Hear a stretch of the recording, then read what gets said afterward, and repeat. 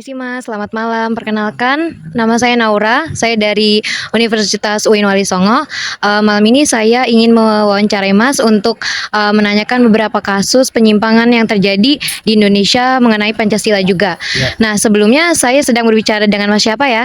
Mas Wahyu. Oh iya, Mas Wahyu, terima kasih telah diberikan kesempatan untuk mewawancarai Mas ya.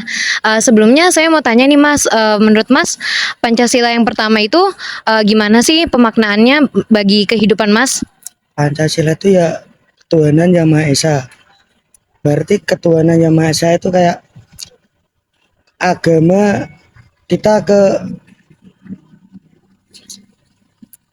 kepercayaan kita masing-masing aja sih Kak. Iya. Kayak kayak saya agama Islam itu kepercayaannya sama Allah ya, kayak Kristen ya kayak Yesus, itu ya kayak kepercayaannya masing-masing aja sih Kak. Gak boleh dipaksa.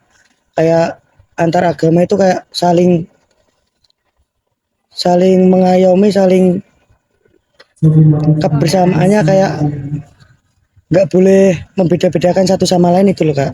Oh gitu ya Mas, berarti dari banyaknya agama yang berbeda itu kita tetap gak boleh ada diskriminasi ya? Yes, saling apa, tidak boleh saling membeda-bedakan gitu loh Kak. Saling bertoleransi kepada semua agama. Oh, baik. Di sini selanjutnya saya ingin bertanya nih Mas mengenai kasus di Banten, yaitu di suku Baduy. Ada satu suku yang namanya suku Baduy itu dia mendapat diskriminasi yang dimana dia memiliki suatu kepercayaan tapi sama pemerintah diminta untuk atau dipaksa untuk memilih salah satu agama ketika mereka sedang mengurus administrasi negara. Iya. Nah, itu kan merupakan salah satu penyimpangan sila pertama ya Mas. Nah, menurut Mas itu apakah menyimpang dan bagaimana seharusnya kalau ada di Indonesia itu kepercayaan yang berbeda? Kalau pemerintah memaksakan kehendak apa masuk Islam apa Kristen, itu juga kesalahan juga Kak. Termasuk suku Baduy itu ya dari dulu tuh kan sudah menganut kepercayaannya masing-masing sih Kak. Jadi kalau pemerintah meminta agar dia masuk Islam, Kristen apa agama yang lain, itu termasuk pemaksaan. Karena agama itu kan nggak bisa dipaksa, apalagi kalau masuk ke agama lain itu termasuk nggak cocok, perlu dikaji lagi sikap pemerintah. Soalnya kan kayak udah adat istiadatnya dia menganut agama ini, seandainya apa kepercayaan itu udah kepercayaannya dia sih Kak, nggak bisa dipaksa lagi. Oh baik, jadi kesimpulannya menurut Mas dari pemerintahan itu agak kurang bijak ya Kurang Mas? bijak lagi Kak, soalnya kayak perlu dikaji lagi sih Kak. Kajian itu kayak perlu dicari lagi apa kebaikannya, apa kayak yang perlu dibenahi apa dulu apa gitu. Baik, terima kasih ya Mas atas waktunya telah berkenan kami wawancarai. Ya Kak.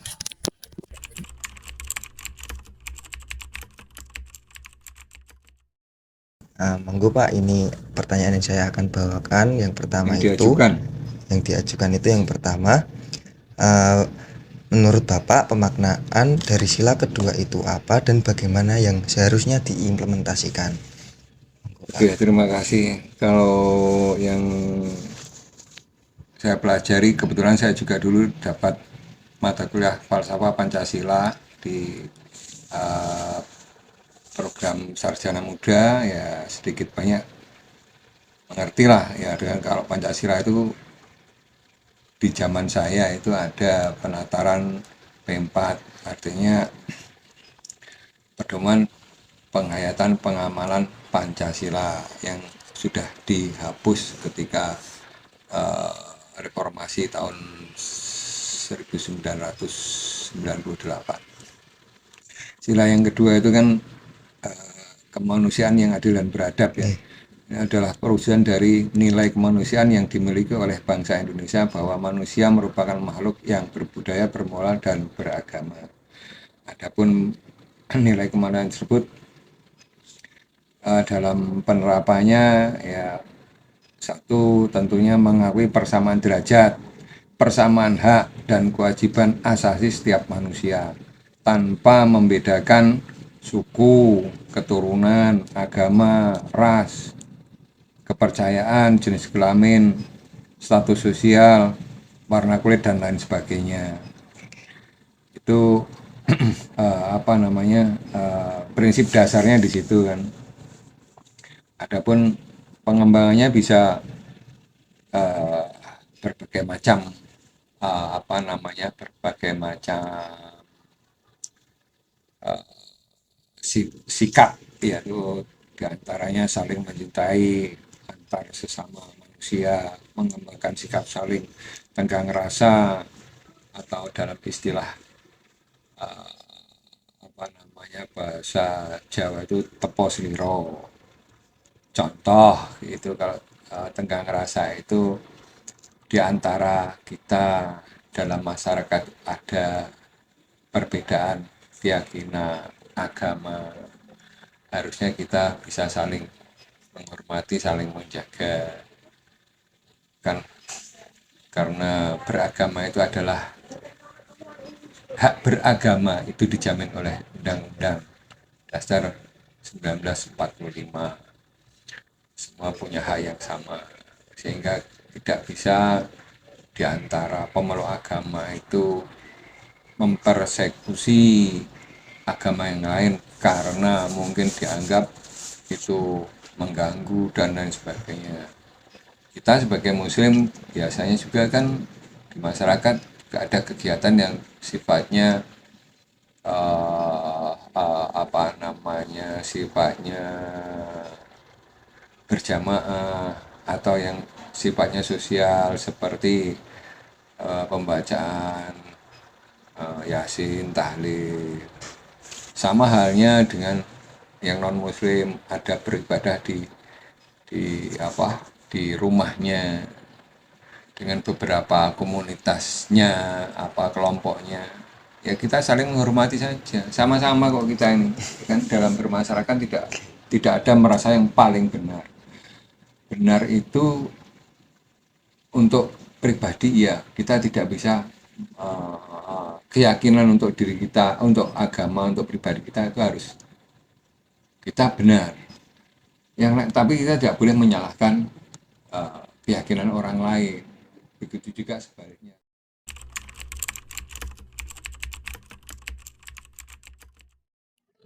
Oke, di sini saya bersama narasumber saya yang akan saya wawancarai nanti. Dengan Kak siapa ini? Kak Iza, Kak Iza ini dari universitas mana dan prodi apa? Universitas Undip dari Prodi Ekonomi Islam. Sebelumnya terima kasih Kak Iza telah berkenan saya wawancarai.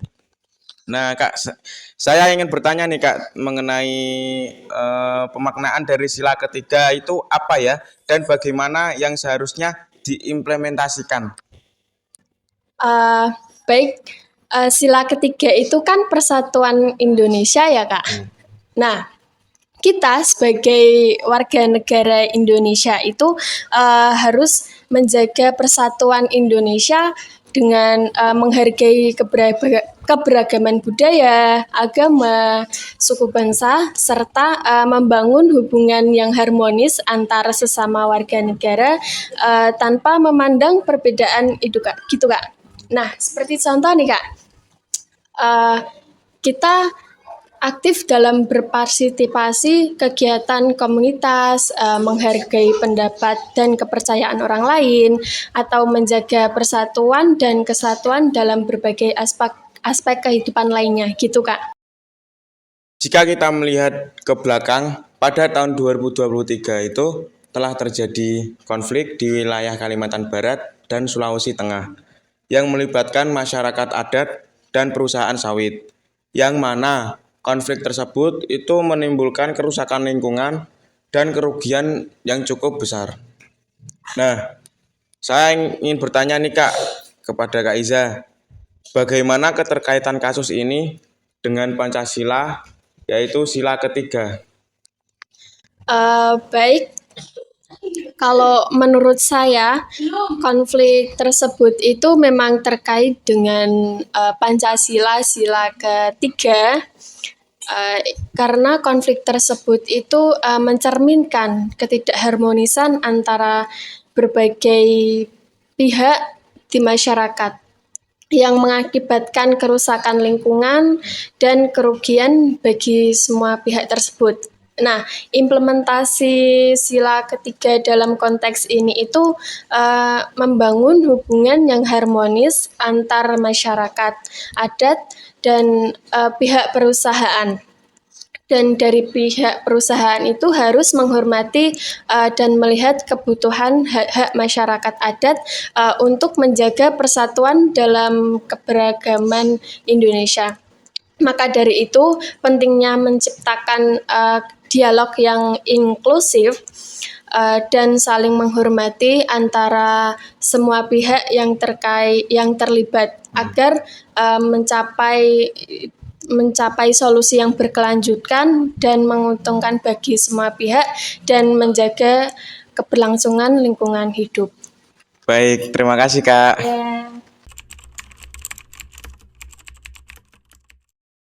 Perkenalkan, nama saya Muhammad Tukmanul Hakim dari Prodi KPID. Saya di sini akan mewawancarai dengan Mas siapa? Saya Mas Aska Igotur Rahman, alhamdulillah lulusan UIN Wali Songo Semarang tahun ini dari jurusan Ilmu Al-Quran dan Tafsir. Oke, keseharian Mas sekarang apa sih? Ya, sekarang masih di pondok dan ikut membantu di pondok dan mau mencari beasiswa S2, insya Allah nanti lanjut dan di jurusan yang sama yaitu Ilmu Al-Quran dan Tafsir. Oke, baik. Terima kasih Mas Aska. Saya sebagai pewawancara banyak terima kasih sudah berkenan untuk saya wawancarai. Langsung saja ke pertanyaan pertama. Bagaimana sih menurut Mas Aska ini tentang sila keempat dan bagaimana sih caranya untuk implementasinya Mas Aska di keseharian? Oke, kita berbicara mengenai Pancasila, itu suatu rumusan yang memiliki arti yang sangat mendalam sekali kalau kita telusuri dari sila pertama sampai sila kelima, yang mana Pancasila itu sebagai dasar negara kita sendiri. Nah, untuk sila keempat sendiri itu kan yang berbunyi kerakyatan yang dipimpin oleh hikmat kebijaksanaan dalam permusyawaratan perwakilan. Nah, sila keempat ini sebagai pijakan bagi kita sebagai mungkin kita sebagai orang awam atau nanti pemimpin kedepannya untuk dalam mengambil keputusan itu harus dengan yang namanya musyawarah untuk mencapai mufakat. Nah, musyawarah sendiri itu tidak hanya dalam satu pihak saja, tapi harus meliputi di semua pihak dan disetujui oleh semua pihak. Karena biar tidak ada yang namanya tumpang tindih, yang satu setuju, yang satu tidak, dan itu nanti akan menimbulkan suatu kontra atau kontroversi lainnya. Jadi harus disepakati dengan yang namanya musyawarah terlebih dahulu, dan nanti kebijakannya diimplementasikan dalam kehidupan sekarang dan tidak ada yang merasa di bawah, jadi harus bisa sama rata. Itu Mas. Oke, terima kasih atas jawabannya Mas. Lanjut ke pertanyaan nomor 2 ini.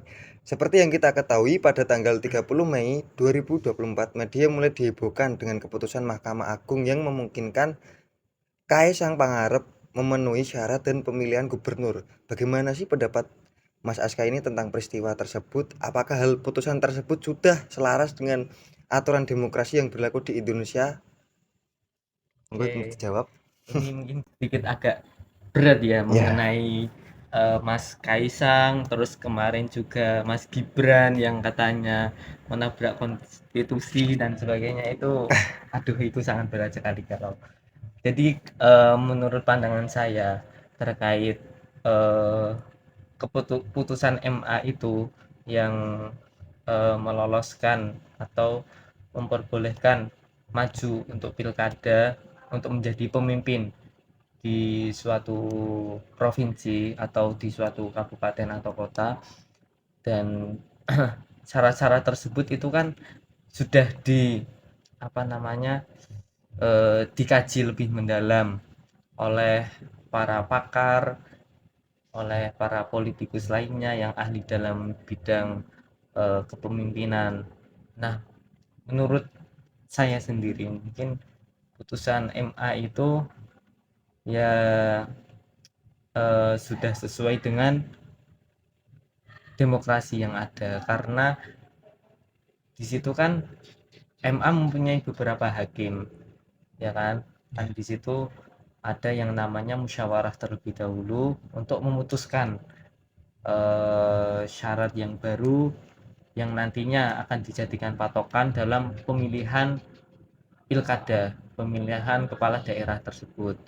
Nah, untuk syarat tersebut kita kan nggak tahu Mas Kaisang itu nanti akan maju atau tidak, kita kan masih belum tahu, itu kan masih simpang siur di luar sana. Jadi ya siapapun itu boleh, entah itu nanti tiba-tiba Mas Hakim mau nyalon jadi bupati atau jadi gubernur, itu nggak apa-apa karena sudah ada. Kalau memenuhi syarat itu menurut saya nggak apa-apa kalau sudah memenuhi syarat itu yang ada.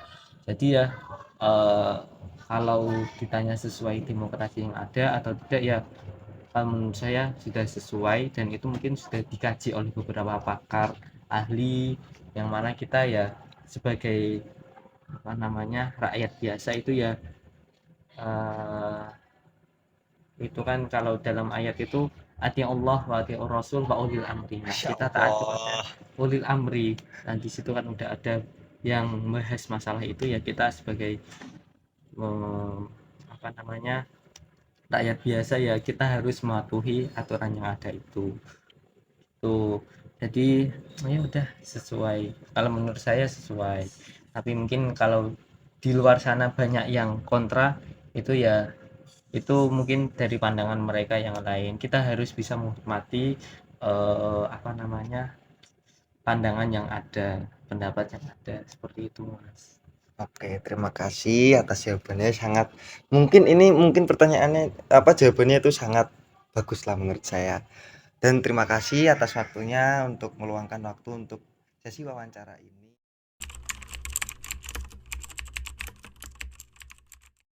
Oke Pak, perkenalkan nama saya Amalia dari mahasiswa UIN Wali Songo Semarang.